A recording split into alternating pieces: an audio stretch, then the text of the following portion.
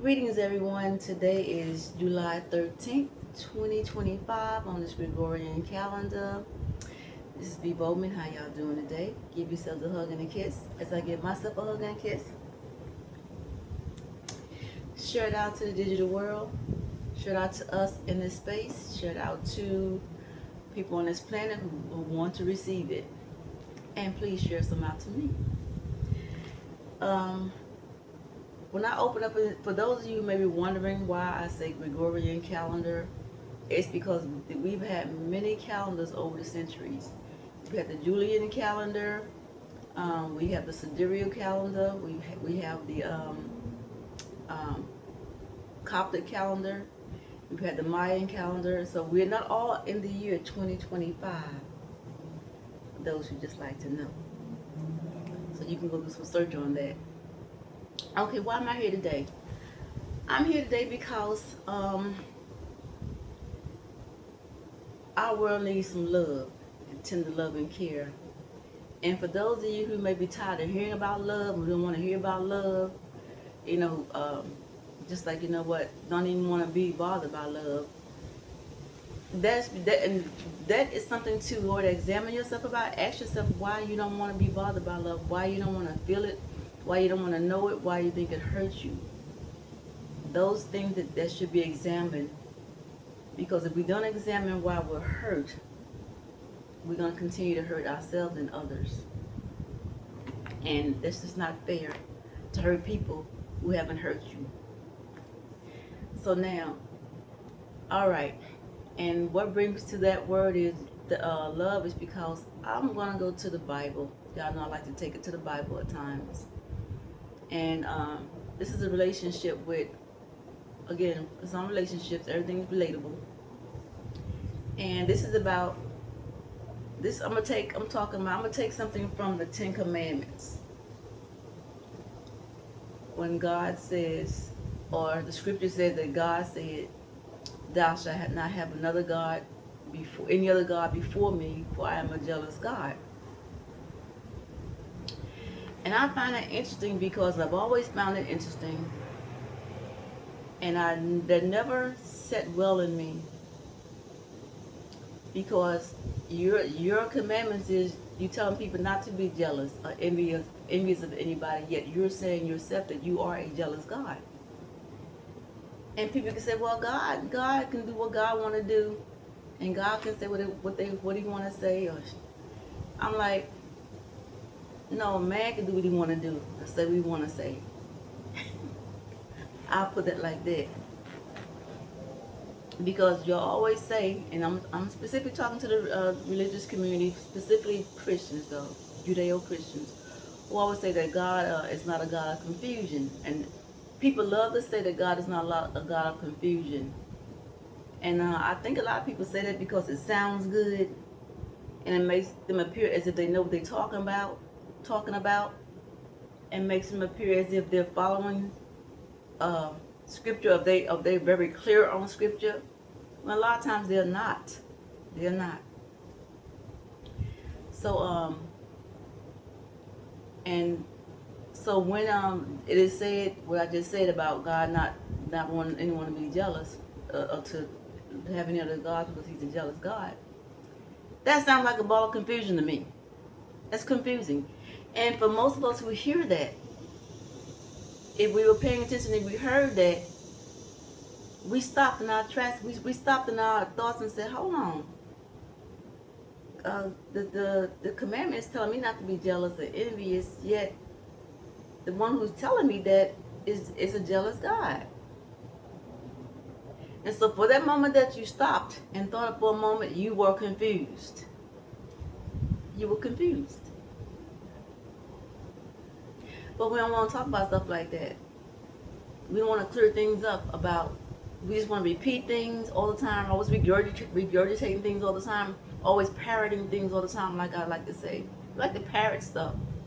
But we don't really have a clear understanding, overstanding, or outstanding of what they mean. What context was that in? Because that sounds like a person to me. And I'm going to read the word jealous from this Funk and Wagner dictionary. For those of y'all who remember, sit up right side up, now it's upside down. See that? Confusion. For those who remember the Funk and Wagner back in the day, y'all can let me know. And this book has been copyrighted. It's in the Library of Congress. It was copyrighted 1964, 1966, and 1969.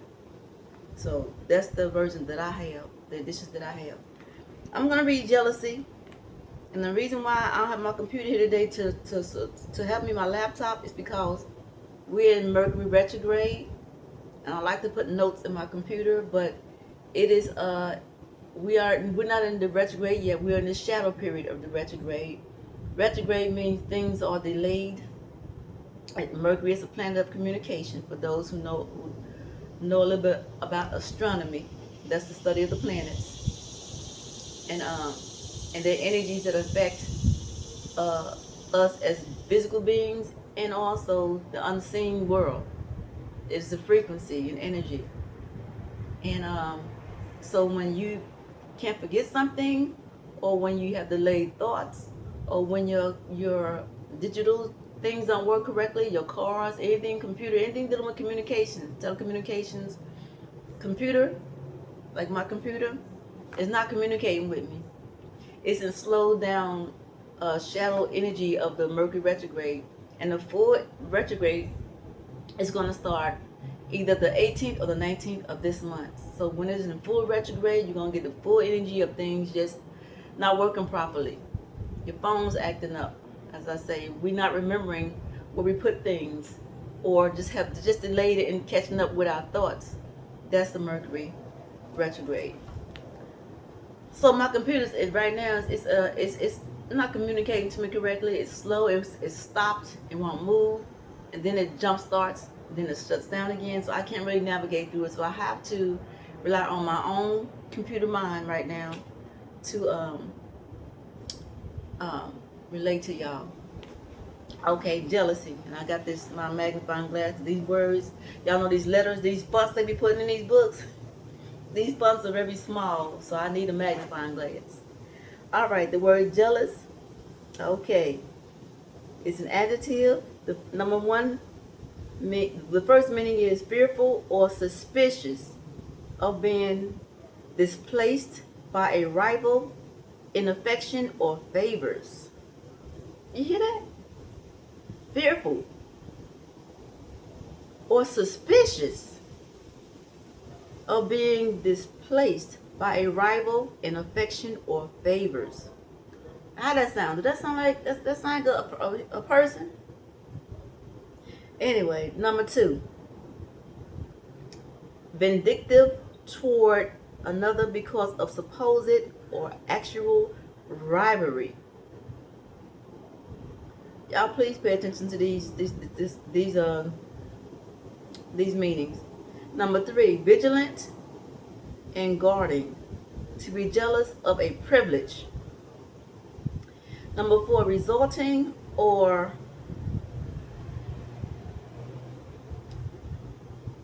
arising from jealousy. Jealous fears. Number five, demanding exclusive worship and love. A jealous God. Now this book has the etymon. They have Old French, Middle Latin, Late Latin, and they have Greek, meaning zelos, zeal. So see, zeal, that's the root word of where jealousy comes from, zeal. Now these meanings, if y'all think about that, and you think about the condition that we are in the world, the mindset of people in the world today, it sounds, a lot of people are in jealousy mode. Fearful, like I said, of robbery, of being displaced.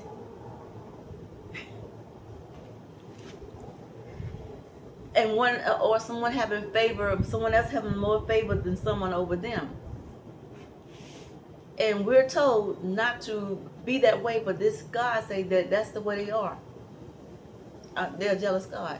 And we accept it as if it's something to be accepted, or it's something that's natural. And you tell me not to do it, but you're doing it. So it's like a mother or father saying, do as I say, but not as I do. That's what that sounds like. Do as I say, but not as I do.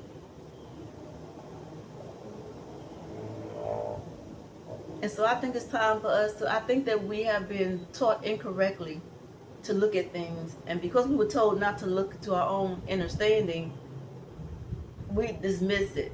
But then the environment or the way people are today is very much so jealousy, rivalry, relationship, whether it's in relationships relating to your mother and your father, your grandmother and grandfather, your aunt, your uncles, your cousins, your siblings, your friends, um, um, and even your spouses. This is the energy that we're working in today.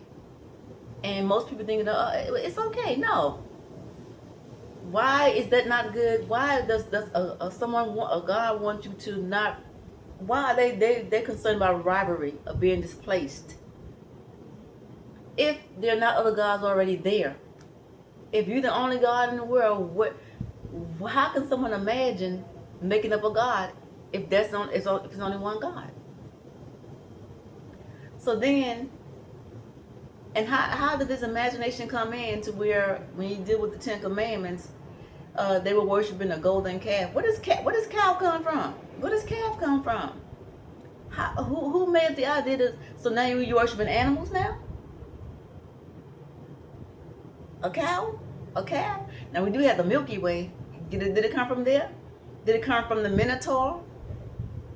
The bull, part, as far as the mythologies, part human and part bull. Was that the god they were worshiping? The abominations? That I learned from this other guy the other day. He's a guy who breaks down a lot of things about the Bible, and that made sense because there were abominations, but no one was really talking too much about the abominations. What were the abominations? It couldn't just have been just people having orgies and cheating on each other and things like that. It had to be deeper. So it had to be deeper than that. Worshiping these things, these other gods that were not you were not supposed to worship. Like I said, how did those things get introduced to the people? If you're saying, and why would your God be saying, I don't want to be displaced, a rival, I want you to find favor in another God? Why would a God say that if that's the only God existing? We gotta think, people. We really gotta think about what's making sense, and we really have to revisit and go back into what we have been taught. Because the atmosphere that we're in today is of this God. Jealousy, mistrust, suspicion. No one can trust anybody. Most people are suspicious of someone. People are robbing one another. All this jealous, hateful, spiteful energy. And then because it came from the Bible, you don't want to question it. You want to sit in like it's okay. No, it's not okay. We're not okay. We are unhealthy people. Our mindsets, our thoughts are unhealthy because of unhealthy teachings. Unhealthy teachings. We have to wake up from being children and really grow up into adulthood with these stories. They have wonderful meanings, but we have to put them in proper context and not allow someone to tell us, well, you're supposed to look at it like this or look at it like that.